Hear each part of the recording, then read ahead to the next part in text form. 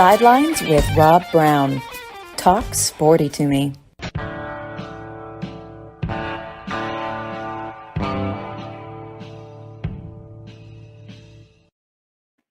right, Rob Browne here with you on a beautiful Monday morning. Look, college football, this is after the second big weekend. I call it week 3, week 2, whatever. Better wake up, people. Get your heads out of the sand. We're going to be talking about, and Jimmy and I have talked about it a lot. Jimmy says it over and over. So do I. I mean, we both agree. That's why we love doing this. Sun Belt is a real football conference. And right now, they're the best football conference in America. But again, that's why you shouldn't have rankings till about 5 games into the season. If you thought Texas A&M was the number 6 team in the country, I didn't. I've always said I think the second best team in the SEC is Arkansas in the West. Who knows? They may be the best. Alabama, I think a lot of people are guilty of just thinking Alabama's going to show up because they're and just go boo and get a win. It's not that easy. You've got to come ready to play every game. That game was a big deal to Texas. It was a big deal to Alabama. And Alabama, I mean, you look at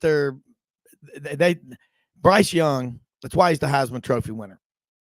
He is absolutely a champion. He finds ways to win. Dave Schultz is on with us, WNSP Mobile. This morning, we'll be with you for the next 2 hours as we are every Monday through Saturday. And it is college football season is on fire. Dave, I call you the Sultan of the Sun Belt. Yeah. And you really are. And watching this weekend, I'd picked App State in my little thing to beat. Wow. And the only reason I said that was because it's the way I pick stocks, because I've been a financial advisor 31 years and counting. And I'm not necessarily contrarian, but I always remember this from a great technical market analyst that used to work for A.G. Edwards, Al Goldman. Everybody can't be right at the same time. And when the market's going crazy, Al used to always say, it's always darkest before dawn. Okay. So let's go. You're down in Mobile. Jimmy Hodge is on with us. Got a great lineup today. Doug Dean will join us in the second segment.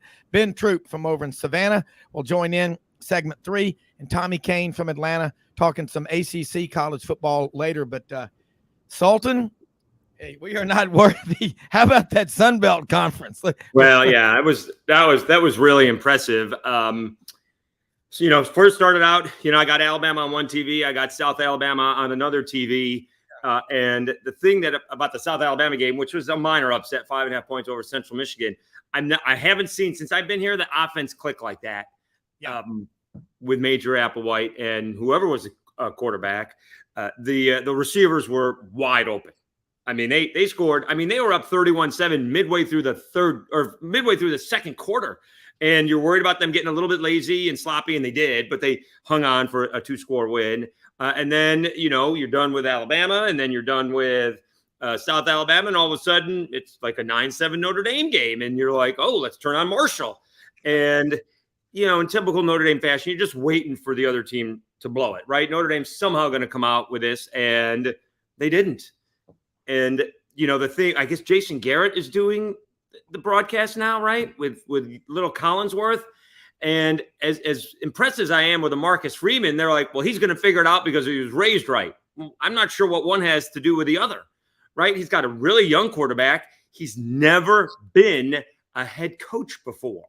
I don't know how well it's gone for first-time head coaches at Notre Dame, certainly in recent memory. You got to let me know if Bob Davie was a head coach before he got to Notre Dame, but it didn't go very well for Jerry Faust. No, it went well for Lou Holtz, who was a longtime head coach, and it went well for Brian Kelly because these guys know how to coach. Marcus Freeman is learning on the fly at the biggest bubble in America, and he got out-coached, he got out-schemed, he got outplayed, and then App State comes calling, right? Then it's App State's turn, and it's the worst thing that may have happened to A&M, which is hilarious, is a kickoff return for a touchdown because it put the defense back out there. I saw that right? Like middle of the fourth quarter, they didn't have the ball since like 9 minutes of the third quarter. Like, oh my goodness. And after the game, Jimbo Fisher's acting like Chase Bryce has been there for 6 years. He's played college football for 6 years. He's really only played like 2+ years, right? 3+ years. He played at Duke a couple years ago, played at App State last year. He filled in for Trevor Lawrence. I'm still not over the game that he beat my Orange with, but it's not like he's a 6-year. I mean, he's a 6-year player, but he hasn't played all 6 years. But, they got out schemed, and we'll see when Max Johnson is coming up at App State. And then maybe the least surprising win is App State, because App State's good, right? App State almost beat Carolina. Or Georgia Southern, I'm sorry. So App State takes care of A&M. So then you have Georgia Southern, and, Georgia Southern's a good football program, and Nebraska is not. Nebraska had difficulties with North Dakota, not North Dakota State, North Dakota. And so you're wondering how long it was going to take Scott Frost to get fired, and he got fired, Sunday. And you don't feel so bad for Scott Frost since he's walking away with like $10 million. But he hired a bunch of assistants that, who are already looking for jobs. And, it was a crazy day. We got some big time Sun Belt games this week. Old Dominion is going to Virginia. Careful on that one. And the Jaguars are heading out to the Rose Bowl. They'll play in front of probably 10 to 15,000 people. A good Southern Baptist church is going to sound louder than that if, playing in the Rose Bowl. So, it's only a 2-touchdown spread out west. So if somehow South Alabama doesn't get too psyched out about playing in the Rose Bowl, which you can imagine they can be, I think they got a shot to take down UCLA. I love it. A good Southern Baptist church. Listen, I've seen them at 20,000 plus, man, standing room only. Yeah. And that makes a lot of noise, but yeah, 10 to 15,000 at an 11 o'clock start. Yeah. An 11 o'clock start in the out west for South Alabama isn't going to fly. The Big Ten's just got to be doing backflips. They're getting into that LA TV market. All those people out there that just can't wait to watch college football. What a joke! Right. What a joke! I just got to say this, and I am so proud of what the Sun Belt Conference is doing, because that's a true conference. It's not all about NIL and all these narcissist spoiled, just brats that a lot of these college athletes are becoming. And I'm going to tell you right now, you are seeing some really lousy coaching, and you're seeing a lot of guys that just aren't laying it on the line. And I think this is why I'm against anything that makes college sports more like pro sports, and giving these kids all this money, and they're all worried about their NIL deals. I know the coaches aren't going to come out and say it, but Dave, you and I both hear it from people, and Jimmy does too. They don't like it. And I had one. Well, yeah, Rob, I'm going to disagree with you there. They don't like it because they ain't getting it. That's the problem. So the money's not going to the school or the coaches. It's going to some of the players instead of the athletic program. That's why they don't like it. Dabo Sweeney was going to quit, but now all of a sudden he's getting a lot of money. These guys are getting like $11 million, right? Scott Frost is getting $10 million not to coach. I don't feel so bad for these guys. And you just said, is anybody getting more money than Bryce Young? And you just called him a champion. So I don't know about nobody's thinking about NIL when, Texas is going to go in for, a go-ahead touchdown. No one's thinking that. And Will Anderson comes up with a sack to force a field goal attempt instead of, them getting a touchdown. Yeah, I'm not buying that. I don't know who's going all out, right? No one's thinking, and Texas, Alabama, in a few years, oh my God, Alabama might lose, they'll be okay for the playoffs, because they're going to have one loss. No one's thinking about that at the end of that ball game. I'm not buying that whole, people aren't trying because of NIL. I have not seen it yet.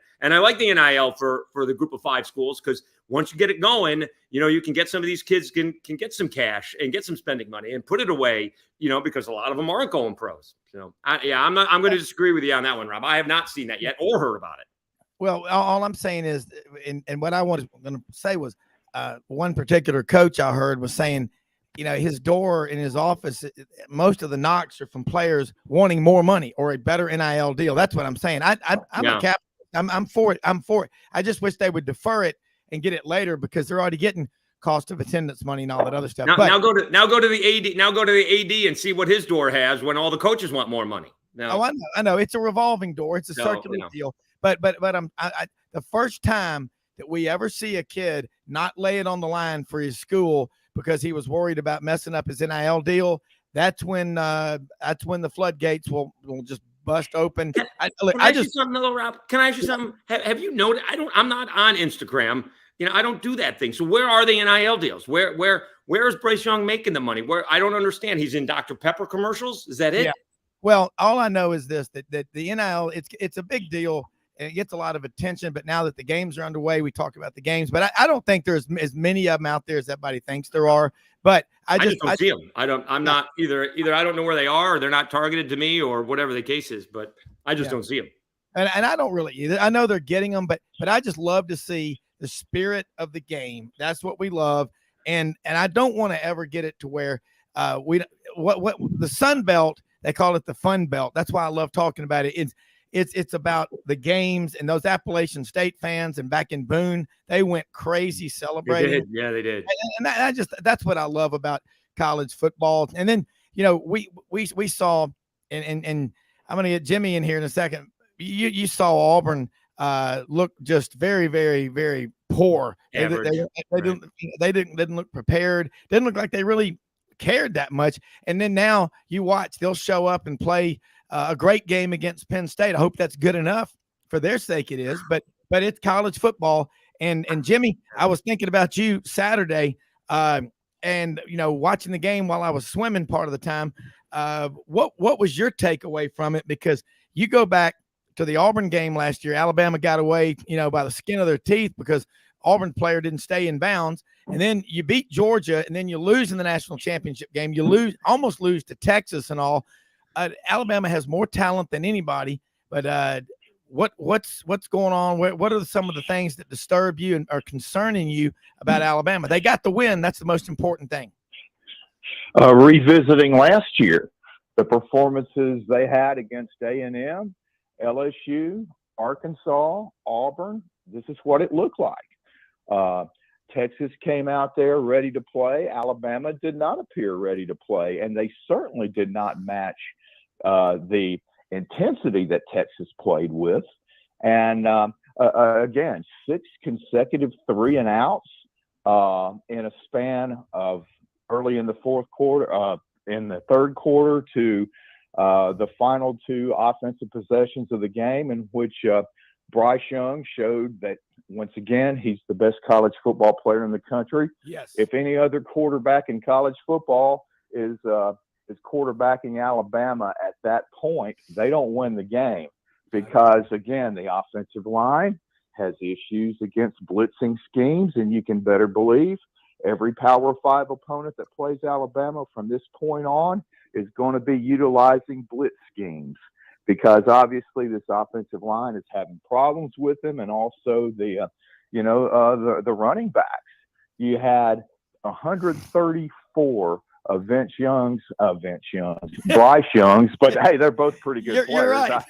Good point. And that's no disrespect by any means. No. But it's to confuse Bryce with Vince, and also Vince was in attendance, so nothing wrong with that. No. But Bryce had 134 of his passing yards in the fourth quarter of his 219 for the game, and 74 of those passing yards were to Gibbs.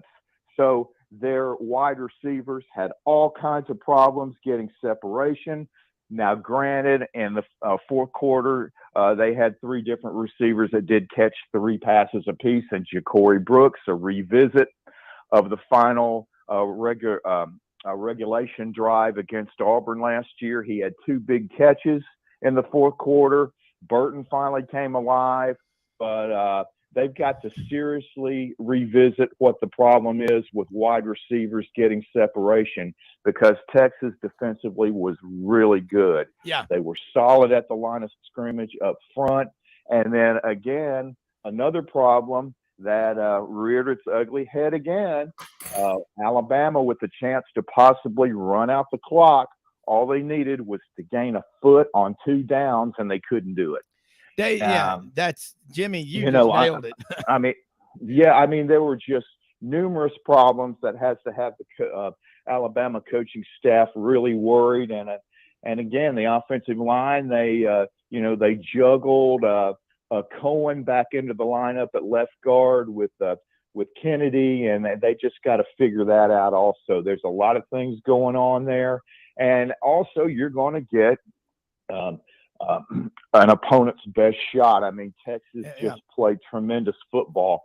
And if Alabama doesn't get these problems fixed by October 1st, it could be a long day in Fayetteville. Yeah, David. Well, Alabama just didn't play very well. Okay. I mean, Will Anderson lined up offsides twice. Trayshawn Holden on a rush by Bryce Young gets a penalty. I mean, these are stupid penalties. And then even, before his dramatics, this was a lot like the LSU game. Why isn't the, offensive coordinator and, Bill O'Brien or whomever, all right, our offensive line is not playing very well. We can't make that adjustment now, right? Just play better. That doesn't work that way. So we have to adjust to what we're dealing with. And we didn't see any of the, let's go up tempo. Let's do some quick hitters. And even Bryce Young, right before he converted the 4th and 3 to keep the game going and keep Alabama alive, he's looking for the deep crossing pattern on 3rd and 3. And you're wondering, he had 2 guys right in front of him that he could have passed for. They were both wide open. Both would have gotten the first down. But he was holding the ball for the long, I don't know if it was Burton going down the field, but he ended up being short because he ran out of time. So I'm not even sure Bryce Young was playing that well up until, Superman came out and made the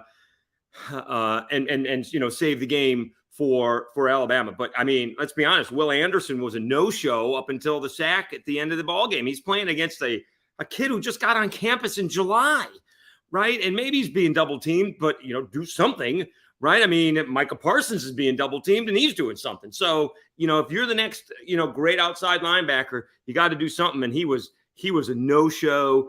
They could not run the ball. Thank goodness for Chase McClellan. It would have looked a lot worse without that 81-yard run. So, David, hold those thoughts. We're going to take a quick break because you're on a roll and you're right. We're going to talk more with David Schultz, Jimmy. I just like leaving it there. I'm on a roll and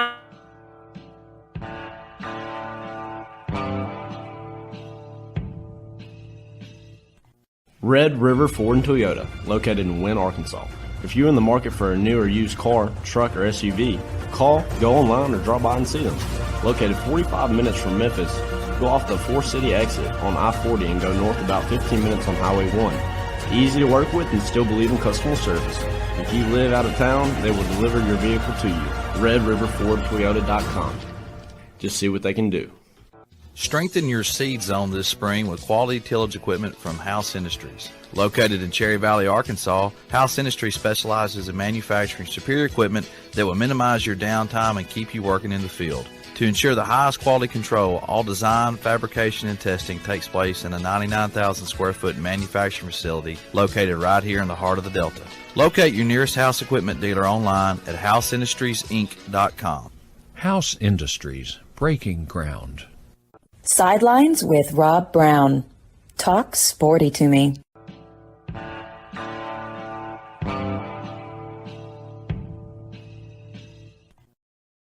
All right, Dave Schultz and Jimmy Hodge, Rob Browne talking college football on this Monday. Wild weekend. Usually you don't see these kinds of upsets until second weekend of October. But I think with the portal, there's guys all over the place. You mentioned App State's quarterback, Dave, and there are guys on every roster you forgot about, and they're somewhere. Your thoughts on what else? We talked about the Sun Belt, which they're playing really good football, and people just they don't discount that conference. ULL, Billy Napier was there for 4 years. What were your thoughts on Florida, Kentucky? I felt like my thoughts were Kentucky is going to come down and either play a lot better or they're just as bad as they looked against Miami of Ohio. But I felt like Kentucky would play that game down to the wire, and I thought they had a really good chance to win, and they did. But what was disturbing was last week, 11 carries, 109 yards rushing for Anthony Richardson, 283 yards rushing for Florida, 7.3 yards a carry on 39 attempts. This week at Kentucky, defense held Anthony Richardson to 4 yards rushing. Look, Billy Napier is just in his second year. He's going to win a lot of games at Florida, but it is never easy, is it? Just in his second game, first year. first year for Napier, and they got schooled a little bit, and he took responsibility. You know, it's sort of like he was blaming it on the kids, but then he blamed it on himself. When they don't perform up to snuff, it's time to look in the mirror. And you know, from what I saw, you know, some of the play calls, some of the decisions were just not right ones by Napier. And Richardson came back down to earth, right? He has not played a whole lot of college football, and you know, maybe they got a little full of themselves after win over Utah and Kentucky, and Stoops just does a good job. They don't make a lot of mistakes. They're not super flashy. Usually they have like a Pascal or Josh Allen on the end to, you know, make these plays. But Will Levis, Mr. Mayonnaise and coffee guy is you know, pretty solid, if not spectacular. So, you know, Kentucky's pretty good. It'll be very interesting to see how long they keep that up there in the top 10. You mentioned the Cajuns. They had an odd ball game, Rob. I've never seen this before. They had a lightning delay towards the end of the second quarter. So they were in the locker room for at least an hour. They came back, played the end of the second quarter, took a 3-minute commercial break, and then played the second half. There was the halftime was earlier. The Cajuns were down 14-0 and then blitzed Eastern Michigan. I don't think Eastern Michigan's all that good. They were down 14-0. I think they won like 35. Maybe it was even 42-21. I mean, the Cajuns are better than I think they are. And so that's another Sun Belt team that is going to show up and show out. And so it'll be interesting to see. Again, you got some Power 5 games this week against the Sun Belt. We'll see if they can they hold up. The problem is no one's going to be caught by surprise, right? Even ULM is coming to Alabama, and all Nick Saban has to do is, you know, don't think we can lose to ULM. Let me show you the tape from 2007. We lost to ULM. Yeah, and that was his first season there. Sure. Again, one thing, fans overreact, and I put it in perspective. You know, sometimes we have a crazy day at work, or you have a crazy week or a crazy month. Think about yourself. How do you handle that? Do you just quit your job because you had a bad day? There are no bad days. There's just things that happen during the day. You got to work through them. And I think fans and social media is good and bad, but people just repeat over and over and over. My wife has a saying, Dave: junk in your head, junk comes out. Positive in, positive out. You know, and I think fans almost feel like being negative and complaining gives them power and control over the situation, which really they don't have any control over, do they? Well, I mean, that's what fans do. You know, we want to go to the pros. You know, there were just mistakes after mistakes after mistakes yesterday. There will be, I'm telling you both right now, there will be no kicker slander on my timeline. Okay. If you don't want it to come down to the kicker, don't throw 4 interceptions. All right. If you don't want it to come down to the kickers, Saints, don't fumble when you're trying to, end the ball game or, go for touchdowns. Instead, you end up kicking field goals. So that leaves the team in it. I mean, did Zach Taylor really leave 15 seconds on the game clock, on the play clock when he's punting it away? There's a lot of mistakes that are unacceptable. Even the Saints tried to give the game away yesterday when they are snapping the ball with the clock not running and grounding it. So, and then Lattimore's getting a penalty. There's a lot of foolish mistakes that in the pros, forget about college, in the pros that they're making. And so, fans can get upset on those kind of mistakes. When a wide receiver drops a ball, that's kind of a physical mistake. So those things happen all the time. But fans overreact. That's what we do, right? That's what being a fan is. Rob, I don't know if you know this, but like 10 months later, Auburn is still running out of bounds, trying to run the clock out. What are they doing, right? Everybody else running out the clock is running to the sidelines. And then you know what? They kick it back inside, not to go out of bounds. Not Auburn. Auburn's like, we're just going to run out of bounds because, we didn't learn from the last time that happened. I don't know what's going on there. That's something that the fans, rightly so, can get on the team for. Don't run out of bounds when you want 40 seconds to run off of the clock. What are they doing? No, I agree. And I think also one of the things as fans, we also know things that we do in our own lives, in our own careers and at home, whatever, that are stupid. And we don't do those repeatedly. But okay, run out I of may bounds. be the exception. I do stupid things all the time. Yeah. I mean, we all do, but running out of bounds, that is, Jimmy, jump back in here. We got a few more minutes before Dave gets on to his next deal, but field awareness. I just think a lot of football IQ, Jimmy, it's lacking. Well, I'm not convinced that Bigsby was running out of bounds. I mean, Jordan Battle made a tremendous play. We're talking about keep Saturday him night. inbound. We're talking Yeah, about- that was last year. What about this year? But I know that was last year. But I mean, talking about guys out of bounds, going out of bounds, and all of that. And I will say this though, when it is just amazing that after jumping off sides or being lined up off sides 3 times, Will Anderson hits a guy after he was already down 3 seconds afterwards, and then he said he wasn't aware of the rule. He didn't know the difference between the college rule and the pro rule, that if you go down to a knee and you hadn't been hit, that you were down.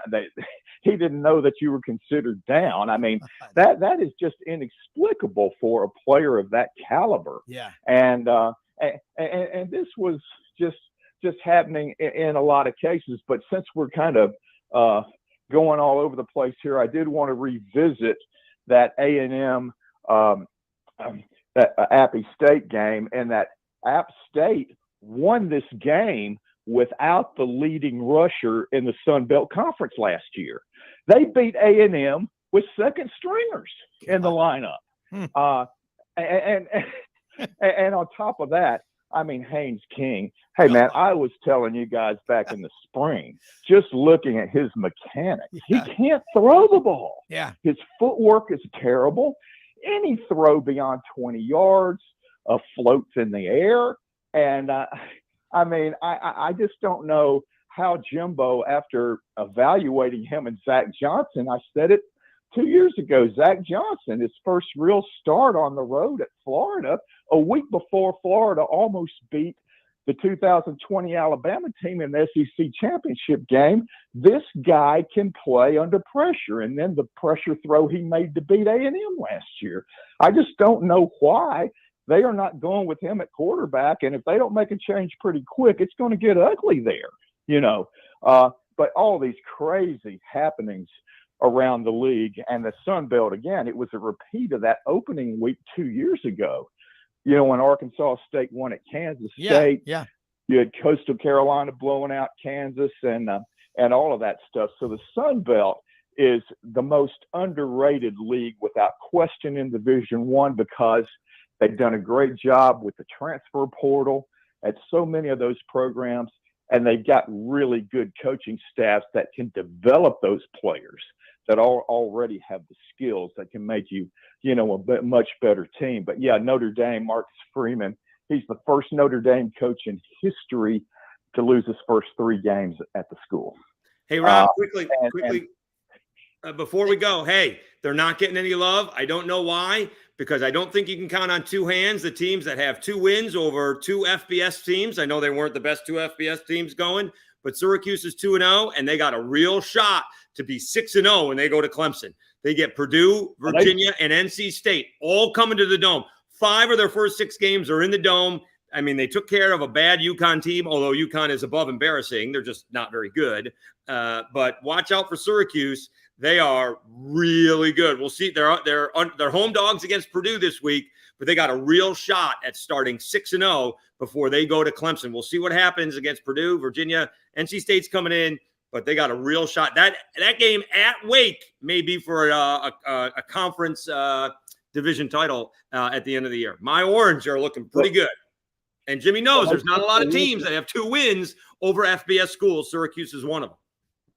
Well, they put the wood to Louisville. That was impressive, and that was a big win Louisville had at UCF Friday night. And I've never been a big Dave Doran guy. They had no business winning at East Carolina in their opener. And, yeah, I could very well see Syracuse beating them. And Syracuse has a history of beating highly regarded teams early in the season. We all remember, well, a lot of people don't, but I remember in 91 in week 2, Florida beat Alabama 35-0, and the next week they go up to the Carrier Dome and get blown out by Kirby Dardar.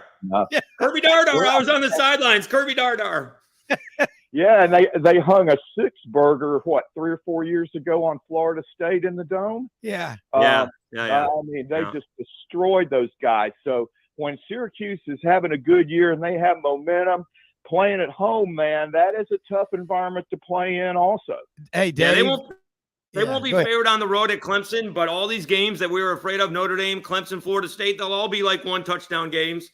So I'm excited about my Orange. Long way to go, but I'm excited about it. Yeah. David, when Auburn played Syracuse up in the Dome in 2001, it was like the first game after 9/11. A friend of mine on the team at Auburn said as soon as they entered airspace in New York, fighter jets escorted them into the stadium. Oh, wow. And he said in the pregame, when the singing cop belted out the national anthem, he goes, it was over. I mean, that crowd went crazy. And that's what we love about college football. Dave, I mean, you are the Sultan of the Sun Belt. And you're the SEC. Big thing now about the Dome. Quickly, big thing about the Dome. They actually have air conditioning now. So it's always a late arriving crowd, especially for a noon game, and it's not really hot inside. But then they go in the locker room, cool off, and then come back inside, and they all cramp up in the third quarter. That's not an issue anymore. Even Leonard Fournette was like, dude, that was ridiculous because it gets hot, at 1:30 in the afternoon compared to noon. But they still don't have air conditioning in the visiting team locker room at Texas when an SEC team is the opponent. Right. I guess they can't afford it. Right. Yeah, I mean, hey, Dave, look, thanks so much. Tell people how they can follow you. Great work. You not just Q's Nation, Sultan of the Sun Belt, but the grand poobah of the Gulf Coast. Not the ocean, but the Gulf Coast. At Schultz Cast, we have a scheduled interview today with Clay Helton. I think he beat his wife was a college tennis player, so I got to find out if he's got a bigger thrill about beating Nebraska or beating his wife playing tennis. Oh God, Dave, look, and your Twitter handle at SchultzCast or at 1055 WNSP. Hey, the first FM sports station in America. Dave, thanks so much. Look forward to having you on every Thanks, guys. time. Okay, have a great day. You do too. Thank you. I just think about Dave, Jimmy. He gets to leave and go to Wenzel's Oyster House or Constantine's and have a West Indies crab salad or, fresh grouper with crawfish and shrimp etouffee on the top or yellowfin tuna or whatever, fried oysters from Murder Bay down there on the Gulf Coast, Murder Bay Oyster Company. Man, what a lucky man. Dave. Well, I'm thinking Jimmy Ott may have the edge there, though, because I think he gets lunch and dinner every night. Every single day. I mean, Jimmy, that's a dangerous job to have. We're waiting for Doug Dean should be joining us from Birmingham in a minute. But Jimmy, God, could you imagine? You'd have to have a serious physical routine. Or just 1 in a million metabolism, not to weigh 400 pounds. I'm telling you what. Yeah. Doug Dean is on with us right now, back from the Quetico. Doug Dean, the AU Dose down there in the magic city of Birmingham. And Doug, man, welcome back to Life on the Grid. Are you glad to be back on the grid? Yeah, great to be back, guys. It's just so bizarre to be off the grid. Can't pick up any sound or sights of college football. I just picked the wrong week, but I had to do it with my son-in-law and his dad in the Quetico. And I'll just tell you this, for those venturing up there, make sure you know what winds are coming when you're heading back across Bechuan Bay with a 2-mile canoe paddle, and it's 20-mile-an-hour gale force winds. that was when I said, yeah, I'm kind of glad I threw a PFD on for this. But by the way, damn it, Mike, Rob, and Jimmy, I go canoeing in the wilderness for 1 week, and wait for it here, Auburn almost beats Alabama. That's right. I thought about it. I knew you'd be.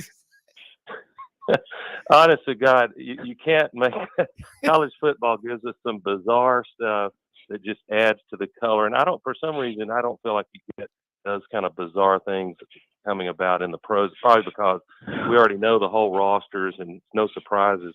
I had no idea that Carrot Top was the field goal kicker for the Texas Longhorns, and he missed one. But when he made that one late, I honestly, I immediately thought Bryce Young is going to take Alabama down the field. Texas is going to play prevent, which I think they did, maybe not exclusively, but it didn't surprise me that Young did what great quarterbacks do. But when I saw that, I want to hear Jimmy's reaction. When I saw that kicker's name, I said, we really are living in a video simulation right now. Jimmy, you can't make it up. I mean, you can't make it up. That guy's last name's Auburn, and let's clarify this. That field goal they missed on the last play of the first half, that was not his fault. The snapper snapped the ball about a foot to the left of where it should have been snapped. They were really lucky that the holder was able to actually catch it and get it down, but it totally messed up the timing of the game. But you know what? It can happen at all levels. I don't think probably many people saw unless you have the DirecTV NFL package. But Jimmy, hold that thought for a second, because we got to take a quick break. I want to hear about this. I've decided I'm going to rename Bryce Young Bryce Montana. Guy's unbelievable. And we're going to take a break. Kicks 96.3. Thanks so much, all our great listeners. 680 www.sidelines.live. We're broadcasting live from Red River Ford Toyota in Wynne, Arkansas, and we'll be right back.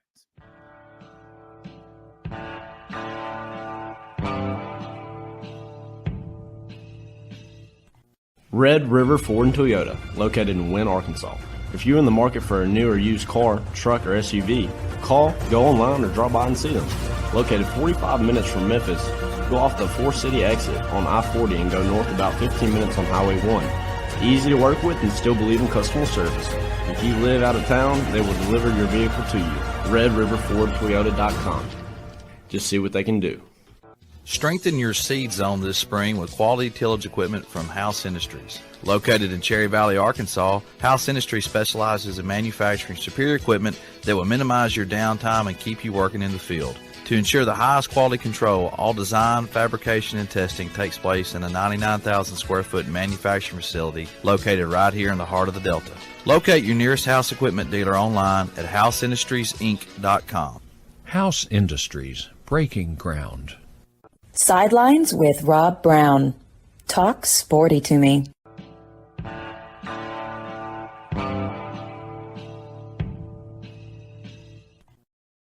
Man, I tell you what, Carrot Top, the kicker for the Texas Longhorns. Unbelievable. Where was Jimmy? Yeah. Well, what I was going to expand on was it's not limited to the college level. Yesterday, I don't think many people saw it unless you have the DirecTV NFL package because it only shows games in your local area.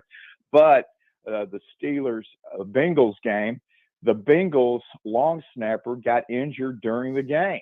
Yeah. So with smaller rosters, and to be exact, probably half of what they are on college campuses, they really had nobody else to do the long snapping. They just had to find somebody. Hey, did anybody snap during high school or anybody or youth league football? And so this poor guy, they tried to do it on the fly, and it cost them the ball game. I mean, they missed a extra point, I think, and then they had a field goal blocked because the snap was high, and then it just created all kinds of problems because the next snap was almost over the holder's head. So now I think just by watching that game, I know college coaches don't have time, but I'm guessing that some of their personnel in the football offices, that doesn't have to go over tapes and all that over the weekend. They might have seen it. You can bet somebody's told some of these college coaches, hey, guys, you never know, but it's not likely to happen, but your long snapper can get injured during a game. We better have somebody else ready during the week. Unbelievable. Just in case. Yeah, that I agree. Snap the ball for punts and field goals because that cost a couple of teams a game. Yeah. What weekend. You need, great take. What you need is, I guess, if you can find one, in college, a walk-on, you kind of a Swiss Army knife that can step in and handle something like that if called on. In the pros, surely you could.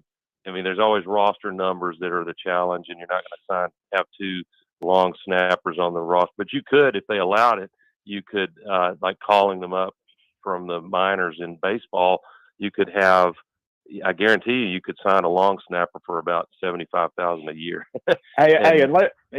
Well, Doug, unless you were in attendance at the Iron Bowl last year when Tyson dropped that snap when it was 10-0, and it cost Alabama a chance to cut the lead to 7 during the break between the third and fourth quarters. They had Burnip, the punter, practicing catching snaps, from the long snapper. And I'm telling you what, a lot of people don't remember this, but it seemed like that break between the third and fourth quarter in the Iron Bowl was about 5 minutes. I thought they were going to have another halftime, but it gave Burnip a bunch of time to catch some snaps.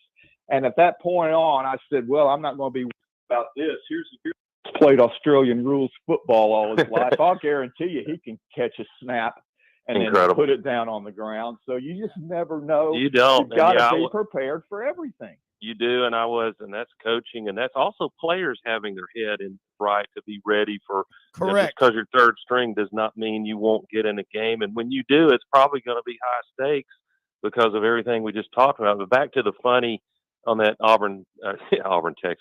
Texas Alabama game. There was a moment, and all of us in the state of Alabama, if not most of the South, were sitting there writing the tweets in our head, and it was going to either be fun for Alabama or fun for Auburn fans because Alabama was close to being able to say with 1 minute left, Auburn lining up to kick that field goal. Auburn chokes against Alabama. That would be the headline, and it would have been accurate. Or if if Bryce Young doesn't rescue victory from the jaws of defeat, the Auburn fans could have had a lot of tweet fun. It was just crazy. And of course, we will get to the Auburn Tigers quickly, Rob. I know that's the main reason you invite me on. But, once again, we have to footnote that the pundits, bless their hearts, they do the best they can, but they get caught up in groupthink. They get caught up in chalk, like just because the media said that, man, Marcus Freeman is such an electric guy, unlike Kelly, and these players really want to play hard for him. Well, okay, but play a couple of games before you declare a victory.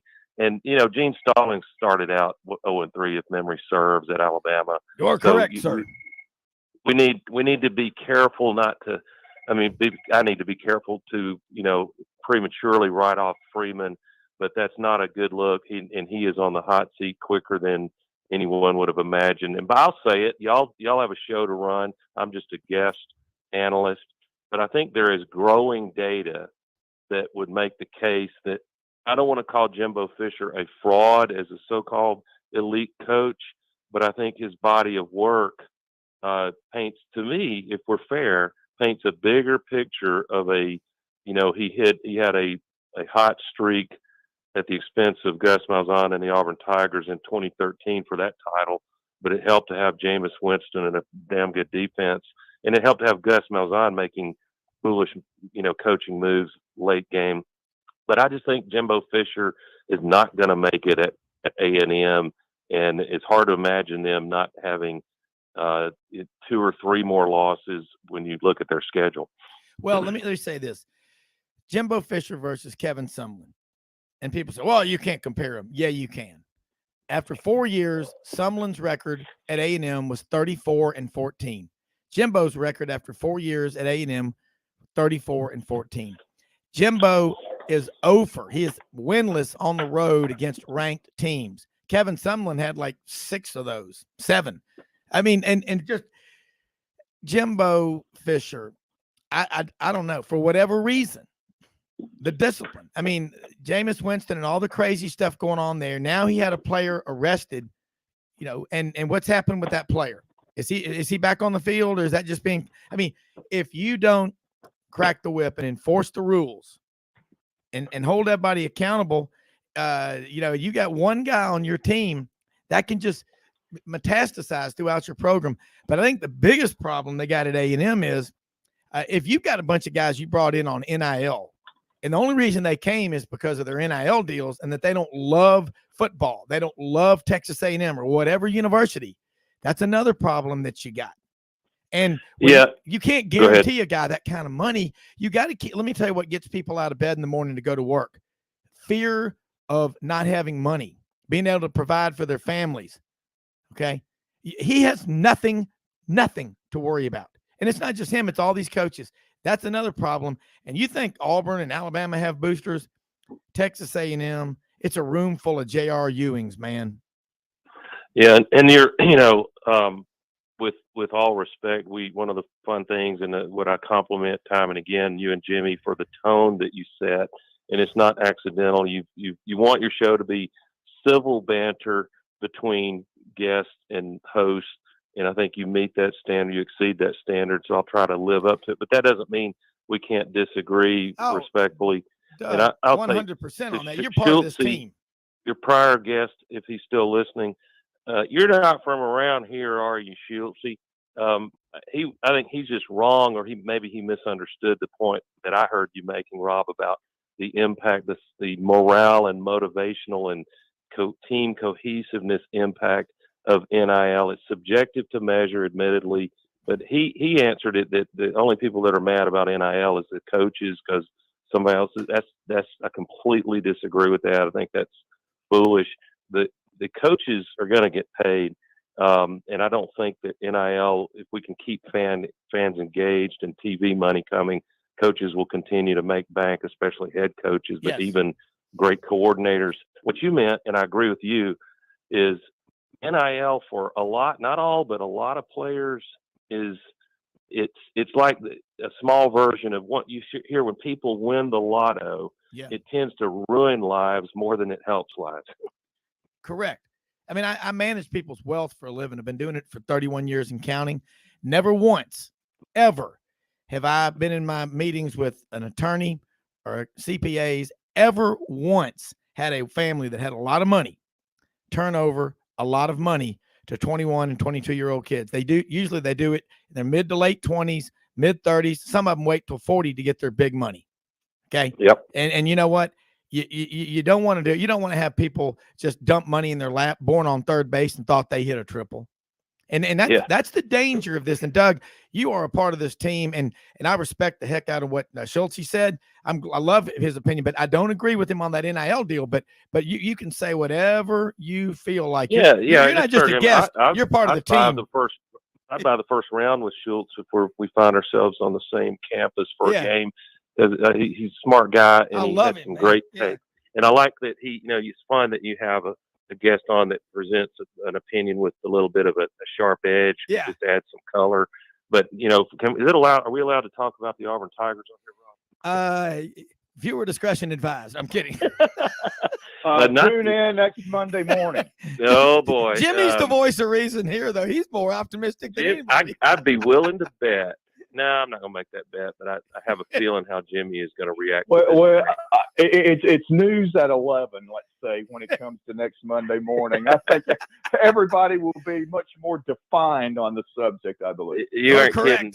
Look, I don't mean in any way to suggest that Auburn has the guns, with a few exceptions like that running back core, which if you watch Damari Alston, who's the third stringer, you had to feel like, God, that's a rare combination of forward lean, vision, shake and bake, and speed, and get him more touches. But I'm not saying change the depth chart with Tank 1, Jarquez Hunter 2nd. I mean, they all bring something different to the table. But, that was a miserable outing. It didn't look like Auburn had their head in the game to start, and that's inexcusable because Brian Harsin spent all summer. We'll be a little hard on him, and then I'm going to give him a lifeline here. Phone a friend, Harsin. But he wanted us to listen to his podcast all summer about how he was changing the culture at Auburn, and that leadership interviews that he droned on and on about that got frankly a little boring by the third podcast. And I'm to the point I wanted him to be doing recruiting visits more than recording 2-hour podcasts. But we didn't look ready to play. And I want to say to Harsin, listen, you didn't just come to a program that opened 2 or 3 years ago and we need a culture installed. The Auburn football culture, damn it, was installed with Shug Jordan, and we lost it. But Pat Dye showed up. and y'all know exactly what I mean. That culture is just fine. You just need to talk to people who were there and understand what the elements of it were. First and foremost, the pride that I don't care who you're playing. When you put that blue jersey on, it's no different in Tuscaloosa. When you put that crimson jersey on at home or white jersey on the road, that blue jersey's on, you go play and you dominate and you take over the game, but just through sheer physics against a team like San Jose State, not to take anything away from them. They had a better quarterback than we did, which is a low bar, it turns out. But that's the culture. And I didn't see that. I will give the team credit. They came out the second half and played with more juice and especially defensively. And I don't know, but we're lost at quarterback. We've got, it turns out Ashford is just a special package dual threat guy for now, I think. And Finley did settle in a little bit, but he made some terrible throws and he's bailing on the pocket, which you're not supposed to do. So I would give it a C minus, maybe a D plus, but we still won. And you know what all that means for this coming Saturday, Rob Browne? Yeah. What it means is Auburn is going to beat Penn State in Jordan-Hare because that's the doctrine of Java, just Auburn being Auburn. Yeah. Mark my words. Well, and let me say this too, that you watch, and you're right, that culture has been at Auburn since February 20th, 1892, Piedmont Park, Atlanta, Georgia, Auburn 10, Georgia nothing, a crowd of some 5,000 on hand. Georgia came into the game. Their mascot was a goat wearing a black and red cape. It was a great environment. Piedmont Park is still there in Atlanta. That culture, you're right. It is a tough culture. When you put on that blue jersey, the white jerseys on the road, you are carrying the dreams, the legacy, and just everything that people for 130 plus years did before you. As Chiswick used to say, and every coach does, this place was great long before we got here. It's going to be better after we leave. That's our job. But I'll tell you right now, you're right about Auburn. It's always darkest before dawn. And you can just expect Auburn to play lights out Saturday. That's what I think will happen. I promise you. And the crowd was lethargic, no excuses. But, who wants to go to a 6:30 Auburn San Jose State game? It started with rain. A lot of fans did, but there was nothing like Penn State is going to experience at 2:30 Saturday afternoon. But I will say this, Sean Clifford, their quarterback, is playing at a very high level, Penn State quarterback. And he's confident. He's going to be head and shoulders the best quarterback going in, and to the point where Clifford, and boy, he's got to be careful about that space, Jimmy and Rob, between the ears. Clifford, I quote, "It's a championship team," Clifford said. "We have a championship team here. We've just got to keep going 1-0 each week." He's not wrong about what he said, but I think that Auburn brings a little more to the table in Jordan-Hare. Jimmy has talked about the voodoo of that arena on a Saturday afternoon, a little more to the table than the Purdue Boilermakers. Yeah. Well, if you're Auburn, you got to just calm down, but you better figure things out. I mean, as a team, they just looked unprepared. They didn't look excited about being out there. There's no excuse for that. But what I'm frustrated about is fans. I'll be down there for the Penn State game this weekend. You don't leave till the game is over. Get that through your heads. If you get there and you're worried about when are we leaving, don't go. Give your tickets to someone that will go. But that was awful. The number of people that had left the game. Hey, the student section now, my son told me, he just graduated from Auburn, they'll lose their block seating if you leave early. You'll use your preference. And that's what you got to do. It's called, oh my God, a term, accountability. We got about a minute before the break, and then we're going to come back with some more with you, Doug, because I want to talk about Auburn's pass defense after this break. But what I saw the other night, and it's not just Auburn, it's early, I understand it, but you've had all this time to get ready. You only get 12 chances a year in the regular season in college football, and it starts with the coaching. Brian Harsin, if you think you're going to come down south and out-scheme and out-coach these people without having the players, you can't. You can't go get players. Yeah, you can't do. And look, offensive line was getting pushed around by that San Jose front. Yeah, they were being number 55 was a true freshman for San Jose State. That, I mean, look, we're going to take this quick break. More on this. I want Monday. to talk about pass coverage when you get. Yeah, we're going to talk about pass coverage and more. Jimmy Hodge, Rob Browne, Doug Dean. This is great stuff. We're going to have a blast after this quick break.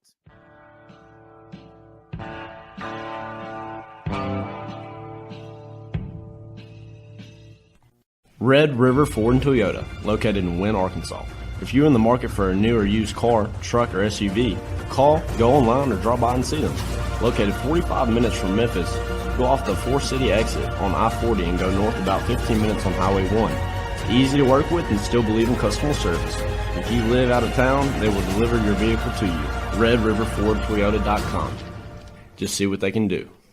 Strengthen your seed zone this spring with quality tillage equipment from House Industries. Located in Cherry Valley, Arkansas, House Industries specializes in manufacturing superior equipment that will minimize your downtime and keep you working in the field. To ensure the highest quality control, all design, fabrication, and testing takes place in a 99,000 square foot manufacturing facility located right here in the heart of the Delta.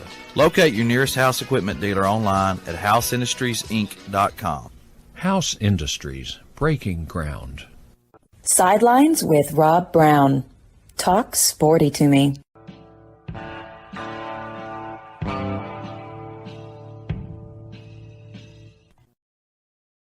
Pass coverage for the Auburn Tigers. It's got to get better. Yeah. You're in an era of football now that when you play, there just aren't that many teams. It can still happen, and that's probably what Auburn needs to try to do offensively is lean on your running backs because that's what we've got. I like our receivers, but it doesn't matter if the QB is erratic throwing the ball or bailing on the pocket. But since when you face the great teams, they're going to attack you through the air and try to put the game away at half or third quarter. So it's mission critical that you have defensive backs that can really lock down and play their assignments. And what I saw is disturbing, but it's correctable, is our DBs, some of them, not all of them, seem more fired up about mugging for the TV cameras after some play than, staying focused on what their job is. And we definitely miss Roger McCrary, but I like the talent of the guys. I'm not down on the talent level of the secondary. They just got exposed a little, and I can tell you, Clifford has the ability to stand in the pocket, get time, and he will pick us apart if we don't. I think you almost have to take some chances. Schmedding does defensively and bring pressures from a diversity of places and timing. They're going to want to run the ball, but they've got Penn State's going to give us a serious threat through the air. And talked to the great Ray Perkins many moons ago and asked him what's the best pass coverage against 4 wides or 5 wide outs, and he said a curious response. He said there's no such thing.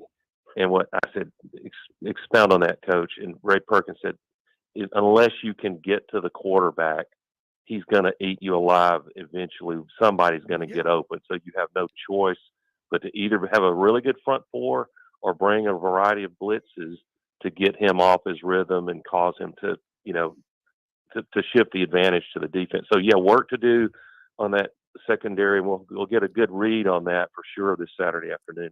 It all starts up front. If you don't, you got to have the pass rush. And that's what we talk about, these nickel packages and dime packages and quarters and dollars, the 3-8, which is, Auburn used the 3-8 last year against Mississippi State on 6 consecutive touchdown giving up drives. That's a terrible grammar phraseology, but that's what happened. And I think it's almost like a rugby scrum out there. The guy throws the ball and there's guys running around. What about when Bill Oliver was coaching defenses? Interchangeability. Everybody knew everybody else's position and responsibilities. That's why every now and then he would blitz 10 or 11, bring the house. I just think, Doug, we've run out of time for this segment, but I'll just say Jimmy nailed it. It's the lack of football awareness. You had Auburn, I think Jarquez Hunter ran out of bounds the other night against San Jose State. Look, again, a team like San Jose State, You're supposed to go out and obliterate them. They beat Portland State the week before, 17-10, a Division II school. Yep. I mean, comparative scores, be careful. But again, it's a 12-chapter book. People don't. Yeah, this is close. Sorry, we've cut Jimmy a little short. We'll make it up to you next time, Jimmy. But I would say that the Sharps, the Vegas Sharps, are going to be all over Penn State this week. I don't know what the early line is, but and so be it. That's what should happen right now.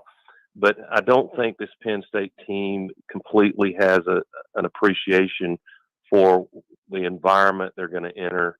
Just trying to get snap count right, trying to not have offside penalties in Jordan Hare. It's going to be a packed house, and it's an early. Harsin is not helping himself with his detractors. So a win this Saturday at Penn State, going to 3-0. We avoided Saturday, I might add. It was Shocker Saturday, and if you come out of that with a win on a weird day like that, that's something to footnote. So I'm anxious to see this early test of a real game, and Harsin will either pretend he's moving on after this year, or maybe he can turn it around. Football is a lot like bar fights, man. You get sucker punched, you better get up off the ground, or you're not going to make it. And that's what you every game it's different. So Auburn, read chapter 3. Don't look to chapter 4 or 5 because they're conference games. Penn State's coming to town, and guess what? The visiting team comes in on the edge. They're going to be ready. Just because you're playing at home, you're most likely to get mugged in your own driveway, Auburn. But fans, stay a full 60, Doug. Great stuff as always. Hey, here. Good to talk to you guys. Where you go? All right, same here. I'd love having you on here. Jimmy, we got Ben Troupe from over in Savannah, Coastal ESPN. We had him on here a moment ago, and should be joining us here in a second. But Jimmy, you look at that. We talked about, and Ben will be back with us momentarily. That Auburn secondary, and a lot of secondaries struggle. That's why finding those defensive linemen is such a big deal, isn't it? Well, it is, but also too, a lot of teams are using a 3-man front. So obviously, your defensive linemen are really being used to try to occupy as many blockers as possible, so they can free up those linebackers to be able to make tackles. So, pass rushing is that's just gravy if you happen to have maybe a tackle that has an ability to apply a pass rush, because nowadays most of your pressure is going to come from these speed rushers from the outside. And lots of times, you can have cases where after the ball snapped and things open up, a safety or even a linebacker at the last second will go ahead and blitz if there's a big opening, and he feels that, or there's an opportunity to make the quarterback try to throw early, or at least have to run to get out of trouble. So it's just a different defensive philosophy nowadays, because, until maybe 20 years ago, it was always 4-man fronts. And in college football, you had the 5-2 alignment, which was very predominant with the nose tackle there. And then you had the traditional 2 defensive tackles and the 2 defensive ends that had their hand on the ground. So it's just a different time. It's a lot tougher to get pressure on the quarterback than it might seem to, the normal eye there. So that's why these coaches are making the kind of money they are, to come up with schemes that can give their players a better chance to be successful, no matter which side of the ball you're on. No, you're right. And look, Ben Troupe's on with us right now. I tell you what, Ben, crazy weekend. And Jimmy, we're just talking about the importance of a pass rush. You've got 5, 6, 7 defensive backs sometimes that you'll see on the field. And you look this Saturday night down in the Swamp. I was worried, about Kentucky, because the way they played in that first game, people might have a false sense of, well, they're not very good. And as an All-American tight end for the Florida Gators, 5 years in the NFL, you got to be ready every single day. It's like walking through a minefield, isn't it? It is, and each week is its own chapter, right, Rob? I agree with you. People get so caught up in how you win the first week, not that you win in the first week. So, I mean, shout out to those Kentucky boys, Will Levis and company. Look, Patrick Toney did an incredible job. I mean, you gave her 14 points to the offense, but you can't throw a pick six. Anthony Richardson wasn't himself.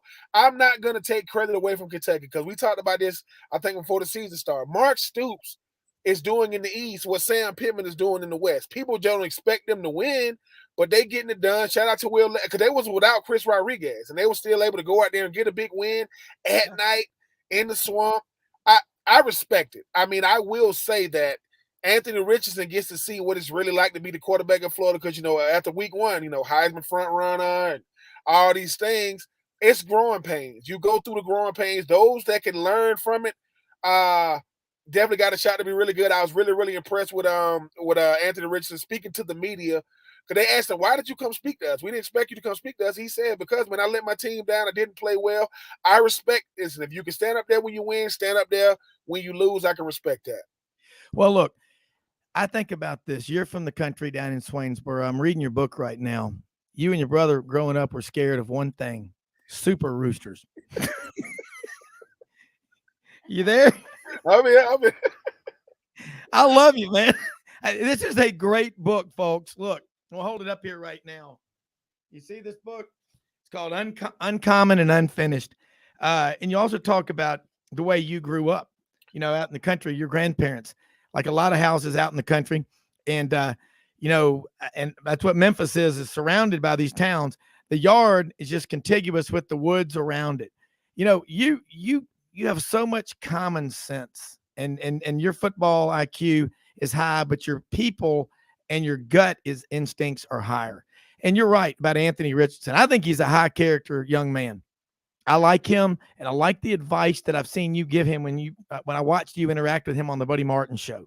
You're real because you lived real life experiences. And I think I have not heard anybody say it. I'm a big Sam Pittman fan. Also like Mark Stoops. He's now the winningest coach in Kentucky football history. Okay. And his brother's the winningest coach at Oklahoma. His mother goes to bed at night going, wow, I've done something right twice. I know with those two, but the fans right now, I mean, Florida's got a very bright future. That's one of those programs that's got unbelievable potential. So Ben, what is Florida? What do you think's going on right now on the practice field and in the meeting rooms right now after Saturday? Because again, give Kentucky credit. Mm-hmm. They came to play, and that's every game, not just in the SEC. Hey, you're over there. You know what's going on with the Sun Belt Conference. There are no easy days.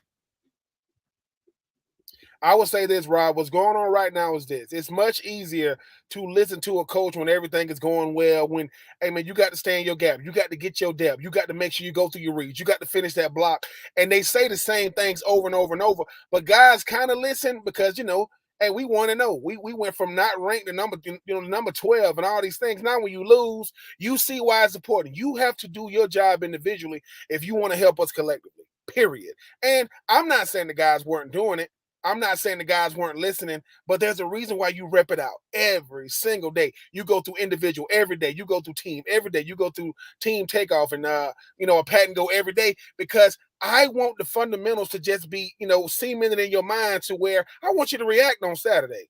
And the players that have to think are going to lose. The players that are going to react, it's not that they're going to win. They're just going to win more than they lose. And Billy Napier is a structure-based coach. He is a process-driven coach. And now, and I like this. When a coach loses, you learn more about him, because it's what he says about the players. He says, listen, I still respect these players. Yeah. Goes, look, we worry about getting back to the drawing board. Yeah. Well, there's just no way to sugarcoat it when you get beat, but you're right. How you handle it, you can't overreact, can you? Okay. Jimmy, jump in. We've been having a few technical difficulties possibly, but Jimmy, you hear what he's saying. Ben, are you back with us? Okay. Jimmy, again, you find out a lot about a coach and a team after a loss. Why do people say that? I mean, I want your answer, and I'll give you mine. Well, I think Billy Napier's the perfect coach for Anthony Richardson, because after each one of those mistakes, and obviously the pick six and then the interception return down to the 6-yard line that resulted in a touchdown, was the difference in the game. Yeah. But Napier, on each occasion, just took Richardson to his side and just said, calm down. just try to concentrate on playing football, because not many people have mentioned the fact that that was only his third start in a college football game. So he's really starting from the ground up himself, and Napier's just trying to get him to relax. Remember that despite all the pomp and circumstance and the huge crowd and the TV networks and all of that, this comes down to playing football. And I think he realizes that he's got a work in progress with Richardson. He's going to be really patient for him because he knows the ceiling is almost limitless. But it's going to be a day-to-day process, whether it's in the meeting rooms, it's on the practice field, and then it builds to actual game day execution, that you got to focus every moment just on what you're doing and trying to execute better. And if you keep doing that, it's amazing that just out of nowhere, at a certain instance, it might be in practice, it might be during a meeting, it might be during the middle of the game, something just clicks, and all of a sudden he develops this mindset that tells himself, hey, I can do this. Yeah. And then you really start to play in a natural mode, and just go out there and just do what you know you can do. Yeah, Jimmy, Ben is back on with us. And Ben, we're talking about, and I like what you said, and I like what Jimmy just said so well. You find out so much about a coach and a team after a loss. You do. That's with anything, right? I mean, let's face it. I mean, Florida's never had an undefeated season. I don't think they were going to get one with Billy Napier. I get it.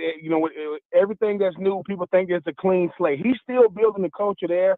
And Anthony Richardson shows a lot of poise, a lot of leadership when he stands up at that podium and he says, put it on me, man. I did not play well, and I know Florida to go where they're trying to go. Number 15 is going to have to play well, and I can respect that. Billy Napier seems to be a guy that doesn't make excuses. He's not going to play the pity party. There are no moral victories. He's got to go out there and earn every one of them. Hats off to what you said earlier, Rob, about Mark Stoops being able to build that program in Kentucky. Obviously, Bob Stoops did at Oklahoma, but you got to learn from these things. Javon Dexter played well. Brenton Cox played well. Defense played well. You hope that Ventrell Miller is not too dinged up to be able to come back to a USF team, but you better get ready for a USF team that's gonna come into the Swamp very, very motivated. Still got Florida winning it, but Rob, you know how it is now. It's how you look winning when you win, and I think this team has a bright future. Still a very, very young season. Oh no doubt about it. And we had Buddy Martin on the roundtable Saturday. I talked to you, talked to Franz Beard. Y'all know the Gator program. You are the Gator program. You're the window to the outside world of what goes on down there. A lot of pride. And again, Ben, we got about a minute before the break. We're going to come back with more of you. But real quick, fans, and we love these games. We absolutely love the schools. We love the people who play them and all like that. Can you imagine what it looks like for the how frustrated were you as a player? We got a few seconds to look up in the stands late in the game and see people walking out. It lets me know who's really a fan and who isn't, who's a fair weather fan, who's a front runner. I mean, my parents, listen, hey, Rob, you know this now. Look, there are 3 or 4 people in the stands who got Troupe on the back of their jersey. As long as they ain't getting up walking out, we good. Now, if mom and dad is walking out, now that's a little bit of a problem. But you know how it is. Certain fans only want the thrills. They only want the glory. They don't want the story. They don't want the grit. Now, if Florida goes on and have a really, really good season, those same fans gonna act like they never walked out. But it comes with it. It comes with the day's territory. People buy tickets. They can leave when they want to leave. But I mean, like I said, if you watch some of these NFL games this week, especially that Florida, especially that Atlanta, New Orleans game, you might want to wait the whole game. Hold those thoughts. We're going to be right back. More with Ben Troupe and Jimmy Hodge on Sidelines after this break.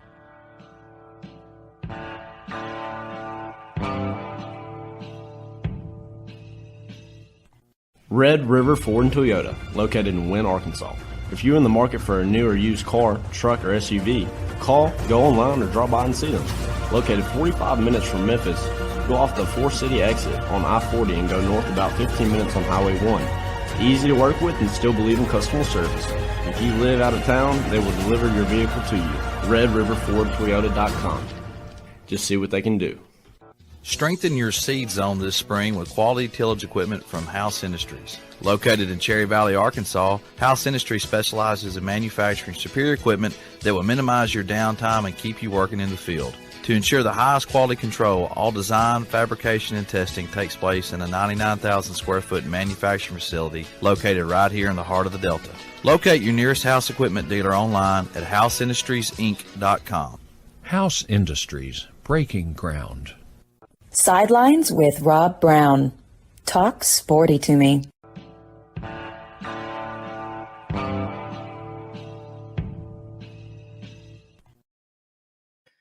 Ben, I totally agree with you. And I say this all the time. You go to the game, you expect your team to play the full 60. You need to stay the full 60. And I just think about it, Ben, I don't know. I have, 4 kids. You've got, I think, 3. Okay. You've never, look, you probably, Jimmy too, took some beatings when you were a kid on your teams when you were 6, 7, 8 years old, but you never saw your parents leave you. And all these fan bases love to say the Auburn family, the Florida family, the Alabama family, and then they leave at halftime or they leave in the third quarter. What about, you say, well, we're ahead by 4 touchdowns. What about those walk-ons and the backup guys that get a chance to come on the field and play?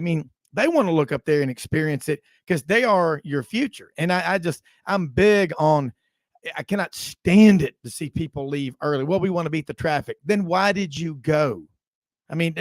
We've got hey, what does Buddy Martin say? Who owns college football, Ben? The fans. The orange. Absolutely. How about that orange and blue blood? He's baptizing people. That's what I love about college football. I do too. And the thing about it is too, I've heard when it comes to football, man, you're only going to get 3 things. When it comes to your teammates, you hope to get respect.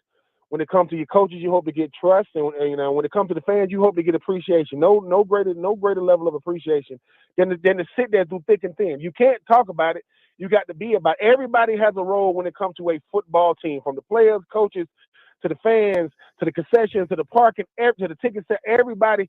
And the thing about it is, what about those fans? They say, hey, listen, what if you tried to come back the next week? They say, no. Everybody that walked out last week, you're no longer allowed in. Then they're going to lose their minds. I just think that now everybody gets, the expectation is so high for these teams and players and coaches that when they quote, don't live up to the expectation, people lose their mind. But you're a fanatic for, listen, the scoreboard shouldn't have nothing to do with it. Do you want to be walking out when the opposing team's fans are still in the stand? That's why I understand it, but I do know that there are fans to where, hey man, I'm Atlanta Falcons fan. Nobody knows misery like me, man. People have no clue, man, what misery is. I love these guys because I was born and I was birthed into it. It's a legacy. But hey, sit there for the and like you said, Rob, what else you're not gonna beat the traffic just because you left an hour earlier. Yeah. Well, and then you see the fans sitting there with their arms crossed with a scowl on their face. Again, what would you do if you were in a huddle in a game with 1:17 left and you had to go 98 yards? You were down 17-11, and you had a teammate over there with a frown on their face. Ben, you're a pretty big guy. I think that person probably would be said, go sit on the sidelines, send me out someone who's a fighter. Wouldn't you say that?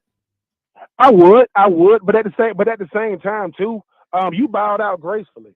Like, and see, the thing about a football game, you're gonna learn more about your teammates on those sidelines when the game, with how the game is going. And there are guys, like you mentioned, those walk-on guys. Those guys, they got to pay to go to school. They still show up to practice. They still show up to they help you understand the position that you're in. They be like, dude, y'all boys need to quit hanging y'all head. Y'all tripping because you losing? Really? Like, name me a player that's won every game they're in and they ain't played that many games. I ain't never seen nobody win them all. And you got to learn that this is a privilege. You're the creme de la creme. You one of them ones. You are one of those guys that get to say, I get to live out a dream. And just because the game, like a coach say, you don't like how the game is going, go out there and dictate terms. That's what playing football. I get to dictate terms out here on this field. Doesn't mean I'm gonna get what I want. But life is a negotiation, just like football. Go out there and negotiate what you want. They don't want to give it to you, take it from them. Do you don't like what they're doing? It's will versus will, not necessarily skill versus skill. So on them sidelines, though, I didn't even know. There are certain coaches that have a sideline camera, and all they're doing is look at the sideline. And I'm going to say, I'm going to show you some of you guys' body language on the sideline, and 9 times out of 10, body language has a lot more to do with the game than X and O's ever will. No doubt about it. My wife watches games. She's a psychology major. And Audrey talked about body language the other night in that Auburn game. She goes, those guys are celebrating like they've just won a national championship after every play. She goes, I understand they get excited, but they got to get ready for the next one and the one after that. You just got to be ready. But speaking of long suffering and frustration, Jimmy is a lifelong Cowboys fan. And I think he's got 5 or 6 Super Bowl rings, Ben, to go with it. But Jimmy, get in here with Ben. Ben, I'm ready. I mean, I would love to have you on a coaching staff because, God, you get it. But, Jimmy, jump in here with Ben Troupe down in Savannah. Yeah, Ben, I got to say that as I was watching this game, though, I was just blown away at the composure Kentucky showed and that they were just really impressive up front on both sides of the ball. And I was kind of thinking that in that game against Miami, in their opener, when they only had 53 rushing yards, it might have been a case. I don't know if you could remember this or you were even in the world yet, but it reminded me of Muhammad Ali's rope-a-dope strategy against George Foreman. When George Foreman, the year before, had won the heavyweight title, he knocked Joe Frazier down like 7 times, and he appeared to be kind of invincible. And what happened after 4 or 5 rounds, Foreman got worn out from throwing punches. And then Ali took over and ended up knocking him out. And I think everybody kind of thought after the Utah performance, because there was so much hype leading into that game. And everybody knew it was honestly, Ben, I thought it was more important for Utah because the Pac-12's manhood was really being challenged because they had not had a team in the playoff since 2016, and Utah was the defending champion. They were the preseason favorites this year, and it was critical for them to win the game, but Florida just came up with the big plays when they had to. But then they come in the next week, they have to face a really ground and pound the Kentucky team that over the past 5 or 6 years for sure has worked so hard to be really, really stout up front on both sides of the ball. And they just executed that strategy really well. But their defense was what really impressed me about Kentucky. I mean, even though Florida was having their struggles to hold any team scoreless in the last 2.5 quarters of an SEC game is impressive. It is. Give Mark Stoops a lot of credit. Mark Stoops is the reason why the streak when it came to Florida and Kentucky is over. He's the all-time winningest coach in Kentucky history, and he's won, back-to-back years, which hasn't happened since the 70s or whatever. When you talk about this Florida, Kentucky series. But this is the thing about Kentucky. While we get so focused on quote the big names in college football in the East, the South Carolinas, the Tennessees, the Floridas, the Georgia, Kentucky has gotten a lot better. I mean, Kentucky won they were a couple of years removed from winning 9-10 wins when they had Benny Snell Jr. And guys like Josh Allen. You look at Will Levis. Will Levis, and you guys understand this. Yes, we understand the tradition of this rivalry, but the legacy of this rivalry is still being written. And when you look back on this legacy, when it came to us at Kentucky, we beat Florida twice, and that's going to be a part of their legacy forever. I never lost to Kentucky when I was there. When they had Jared Lorenzen and those guys. But Kentucky's going to do 2 things. They're going to find a way to play balanced offense, and they're going to play stifling defense. This time last year, a couple of years ago, when Mississippi State came with, Mike Leach came into the SEC, he's going to do the air raid. That first game out the gate, everybody thought, oh, my God, it's going to be crazy. You know who shut it down the next week? Kentucky. Shut it all the way down, and you see what's been going on since. So I give Kentucky a lot of credit. That's why I say I'm a fan of college football players first. And it's a bunch of guys from Kentucky that's from the state of Florida that literally said, Florida said I wasn't built to be a Florida Gator. Now they go to Kentucky. Now they're doing the Gator chomp with the other colors on in the swamp. I respect it because outside of certain teams in college football is very, very even talent-wise. You're not getting these – just because people get caught up in these recruiting classes.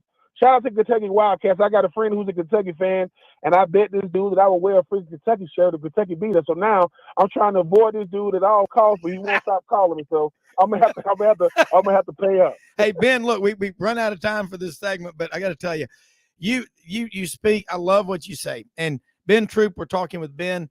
Does a daily sports radio show over in Savannah. Ben Troupe, Gator All-American for Steve Spurrier. when Ron Zook played 5 years in the NFL. Read his book, Uncommon and Unfinished. Just as he says, a good old country boy from Swainsboro, Georgia. But, you get it, and you were able to resonate. Your message is just so powerful. Tell people how they can follow you and your show and what you do on Twitter, and look forward to having you back on next week. And I always follow me at Pigskin Radio, at Ben Troupe 84 on all social media platforms. And listen, man, SouthernPigskin.com, SouthernPigskin.com contributor. They got me writing stories now and everything. Do not judge me on my journalistic abilities. I did not go to journalism school. I'm just trying to be able to put some of these things down on written to show mama, hey mama, my role is expanding these days.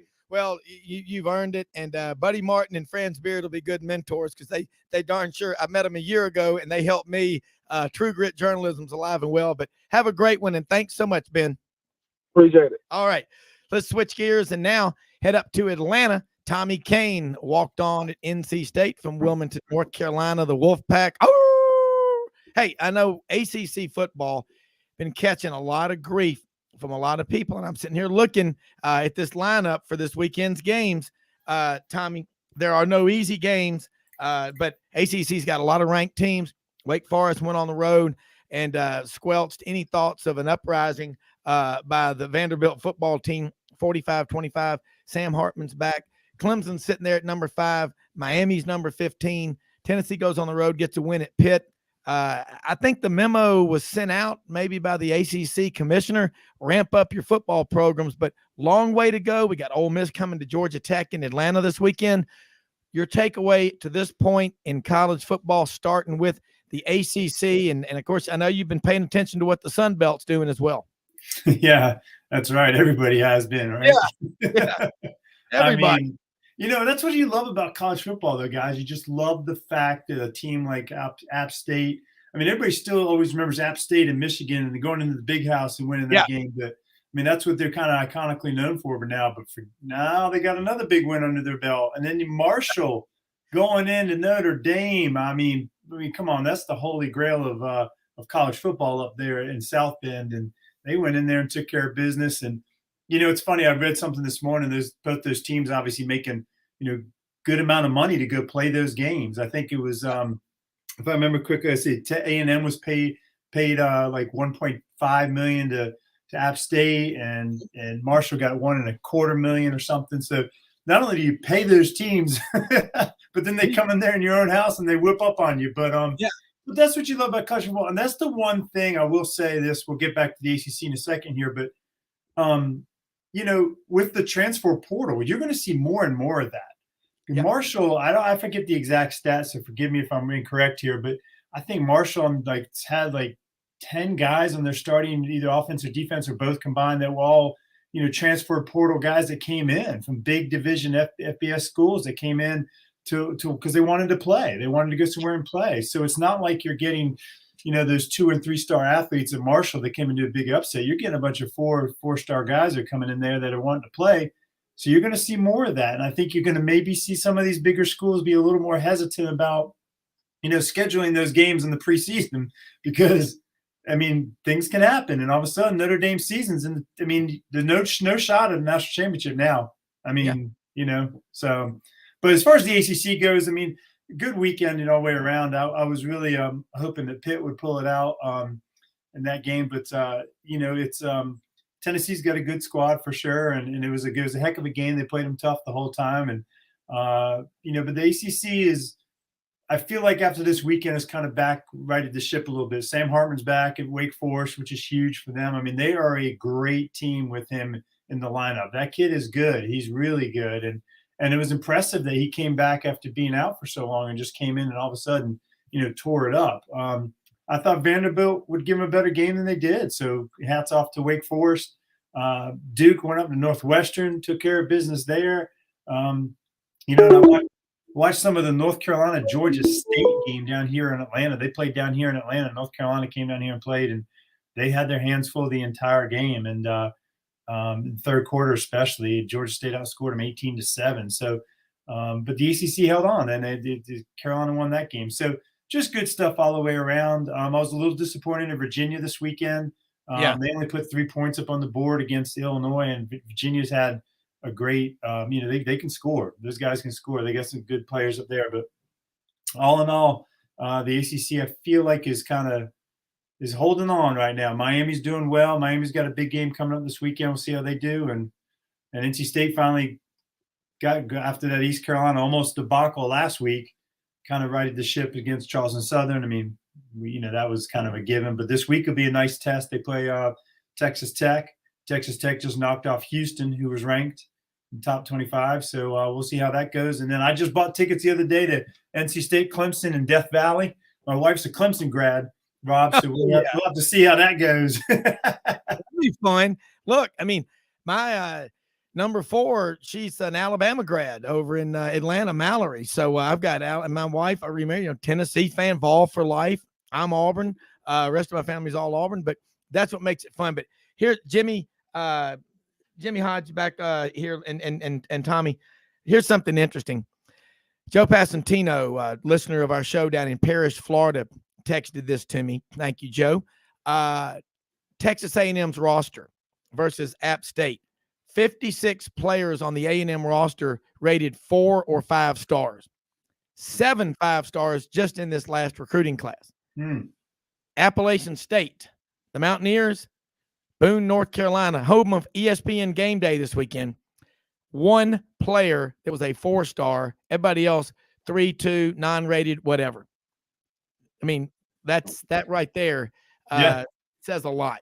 It does. I mean, App State that's a good program. I mean, they really do a nice job year in and year out, and they got a good fan base up there in Boone. And what a great place to go to school too, man. Hanging out in the Appalachian Mountains up in North Carolina. It's a good place. But I love skiing. What's that? Snow skiing. That's right. I went to many a winter formal when I was at Auburn up in Boone, North Carolina. Believe me, don't drink too many road sodas and try to walk through the parking lot with ice everywhere. Sounds like a personal experience there, Rob. Yes. Yeah. But App State, I mean, I love it. I mean, people still talk about that win up in the Big House in Michigan when they went up there and won that game. And now they got this one under their belt too. And good for them, and just good for the program and national attention. And it's only going to help them with recruiting or whatever. But again, I think of that. I'd love to see the stats, and I don't know, but how many of those kids transferred in this year to kind of play there and I would love to dig into that and see if I can find that. But them and Marshall, but you know what? That's the nature of college football these days. And like I said, you don't really see as much parity in college football as you do in college basketball, right? Because you got 5 athletes versus 5 athletes out on the court. Coach Valvano used to always say, you got 5 athletes versus 5 athletes, anything can happen, right? I mean, it's just hold those thoughts. We're going to take a quick break. I want to expand on that. You're dead right. More Sidelines after this 1 minute.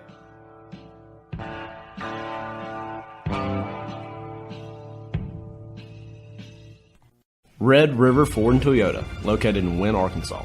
If you're in the market for a new or used car, truck, or SUV, call, go online, or drop by and see them.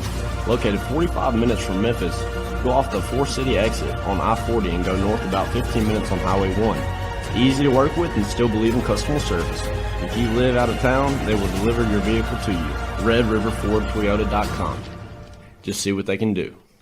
Strengthen your seed zone this spring with quality tillage equipment from House Industries. Located in Cherry Valley, Arkansas, House Industries specializes in manufacturing superior equipment that will minimize your downtime and keep you working in the field. To ensure the highest quality control, all design, fabrication, and testing takes place in a 99,000 square foot manufacturing facility located right here in the heart of the Delta. Locate your nearest House equipment dealer online at houseindustriesinc.com. House Industries, breaking ground. Sidelines with Rob Browne. Talk sporty to me.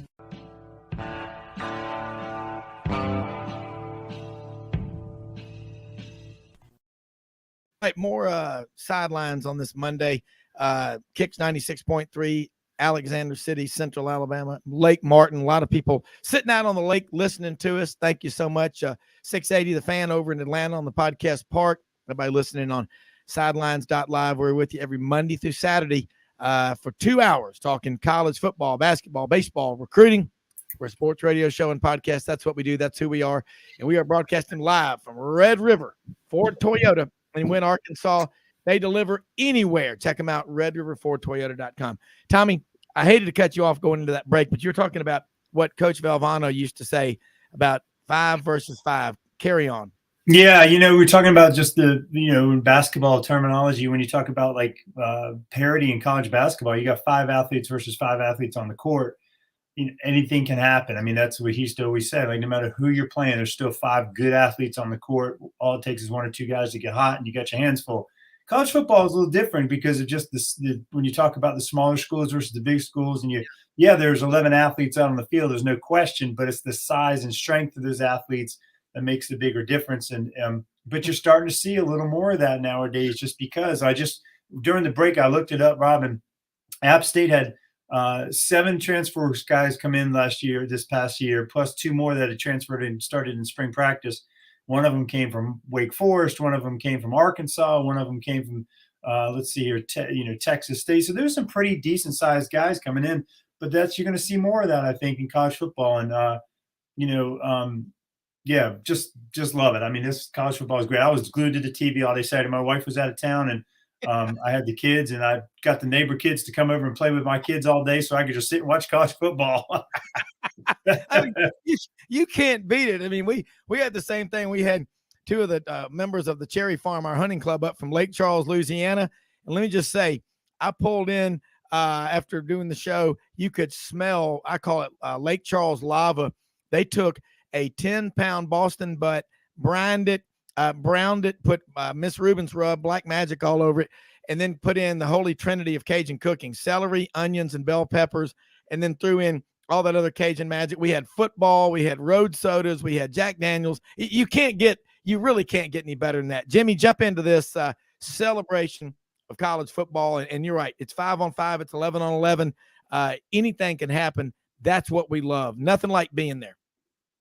Yeah, I wanted to expound on the fact that the Sun Belt has been great at mastering the transfer portal, evaluating players that might be available at Power 5 schools who, maybe just got caught behind maybe a future NFL player, or maybe a coaching change, which resulted in different schemes that they didn't feel they were recruited to play in once a coaching change was made after they arrived on campus, combined with the fact that, man, to me, it's really been impressive how many of these Sun Belt coaching staffs have been able to take those players and immediately get them to adapt really smoothly into their schemes and translate that to the football field. And a lot of people don't realize, but the Appalachian State victory over A&M took place despite the fact that App State played without their top running back, who was the leading rusher in the Sun Belt Conference last year. So, wow. Yeah, this transfer portal has really changed everything. And, I just kind of wanted to talk regarding this NC State-Syracuse game because man, NC State season could have gotten blown up before it started last week at East Carolina, and you sidestepped that one.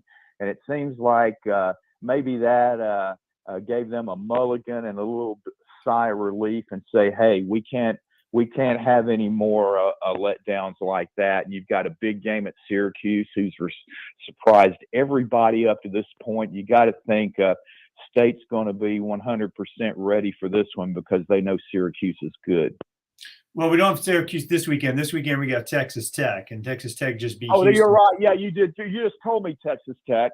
Yeah, that's okay. Yeah. Let me go in about them, Tommy. Yeah. This is the second consecutive year that Texas Tech has beaten Houston.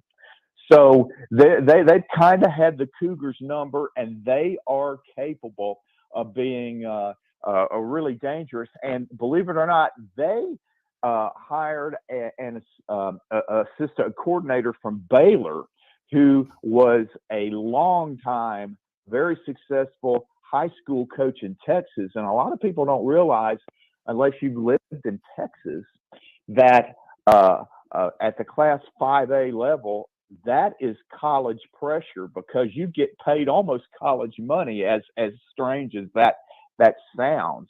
because when I first came to Texas in the mid '90s, I had no idea that Odessa Permian's a head coach and Highland Park's head coach were making six figures. I mean, it's serious business there. Yeah.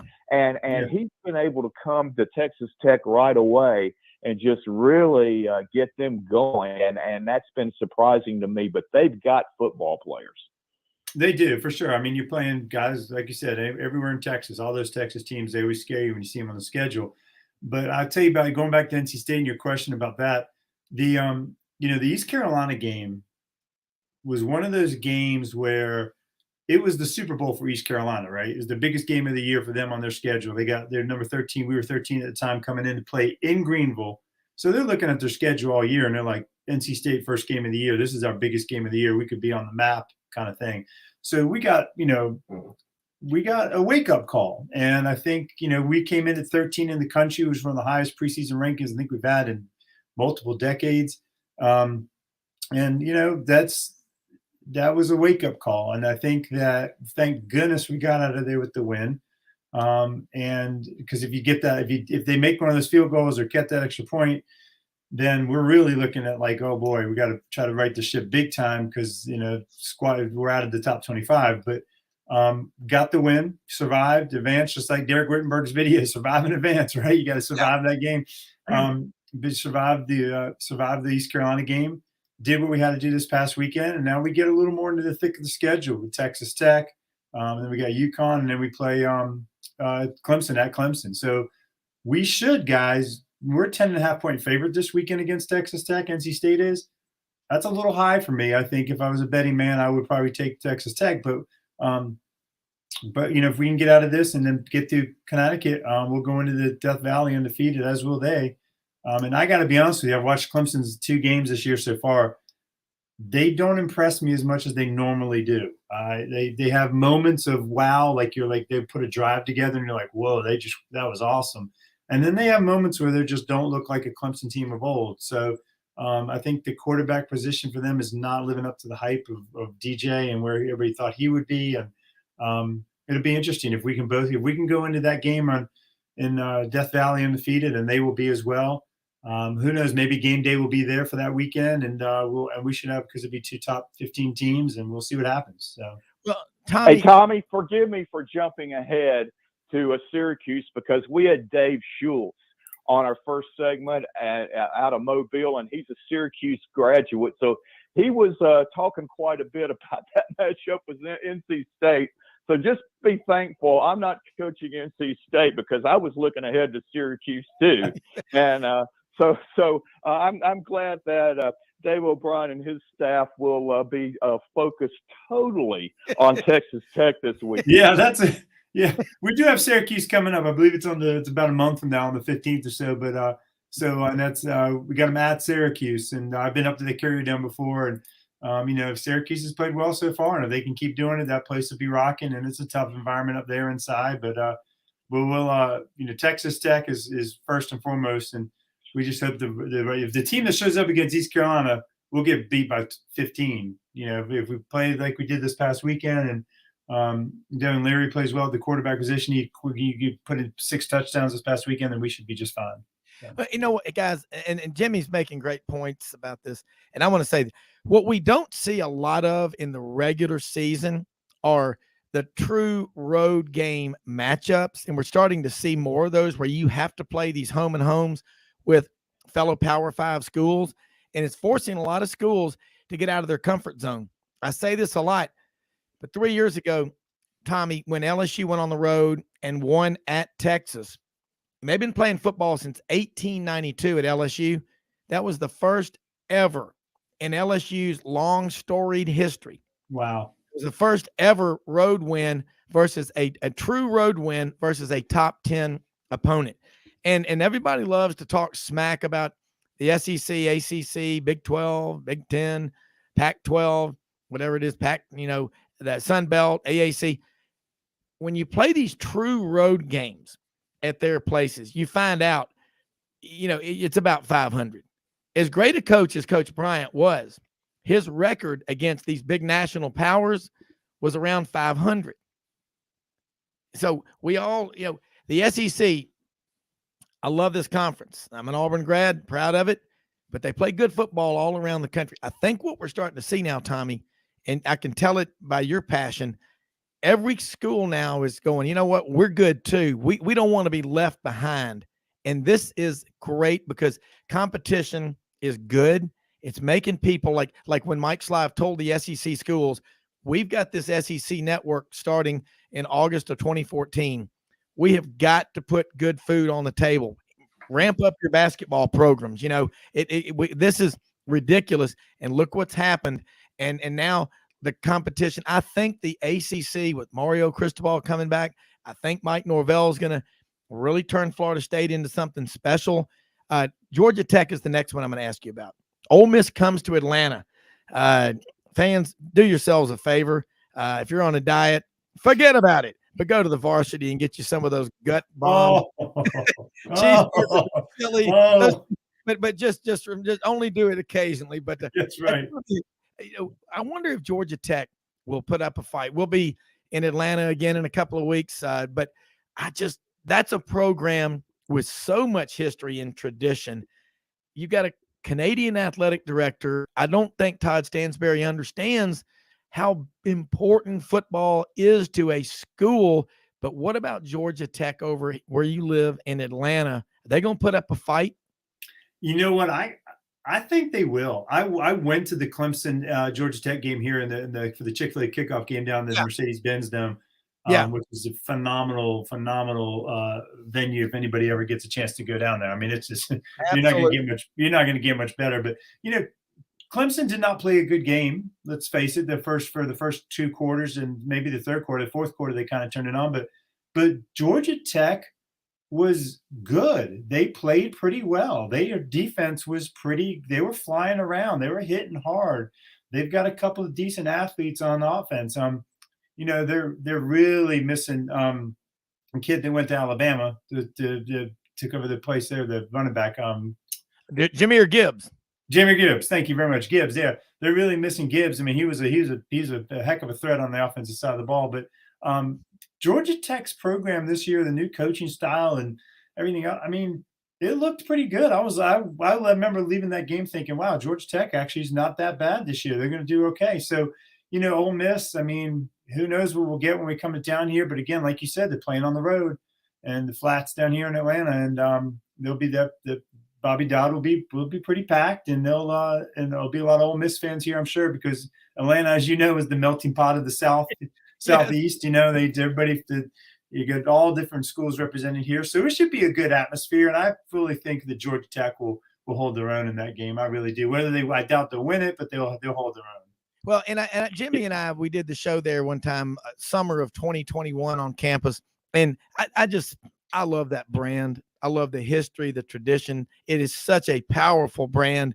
I just wish Georgia Tech would commit all in. And, you know, everybody's got to take calculus, man. You know, I never had to take calculus, and I mean, that's like, you know, it's a huge blank sandwich and we've all got to take a bite. That's part of being a freshman at Georgia Tech. But that is the city of Atlanta, when you need Georgia Tech to be strong. And what I hear from you and Jimmy, great to point out about Texas Tech, Houston. They're big games everywhere you go. Tommy, you had the opportunity working for the ACC network, ACC road trip. We just got a few minutes left. But how fun are these environments? I mean, I look at Carter Finley Stadium there in Raleigh. That's a great atmosphere. And again, let's see these teams play true road games. We're starting to see how tough it is. Look at Alabama, Texas. There are no easy Saturdays on the road in the ACC, are there? They're not. You know, and I got to tell you, man, I mean, when I did ACC road trip for those years, it was the coolest day. I had to pinch myself every weekend going, am I really getting paid to do this? I mean, it was incredible. And, you know, it's funny. We just talked about Georgia Tech. Yeah. A quick little story. You know, underneath the stadium at Georgia Tech are the bleachers. They have all the original concrete bleachers from the original days back in the original field are still underneath those bleachers. You can go down under there and sit in the bleachers where all the greats of back in Georgia Tech history, and the fans used to sit, and they built the bleachers. The new stadium is right on top of it all, so you can go down underneath there and see all that stuff. And it was cool. I mean, just kind of get those chill bumps and realizing what you're doing. But ACC road trip was a blast. The atmosphere is everywhere in this. NC State has a great atmosphere. They tailgate better than probably anybody in the ACC. Clemson's atmosphere is obviously off the charts. And it's just, I mean, that's what makes college football so great.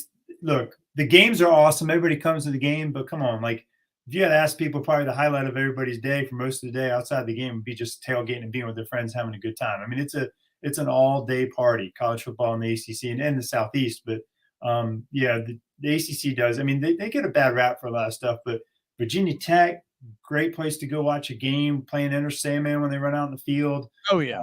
I mean, there's a lot of University of Virginia on a fall day. Yes. The most beautiful in Charlottesville campus you will ever see.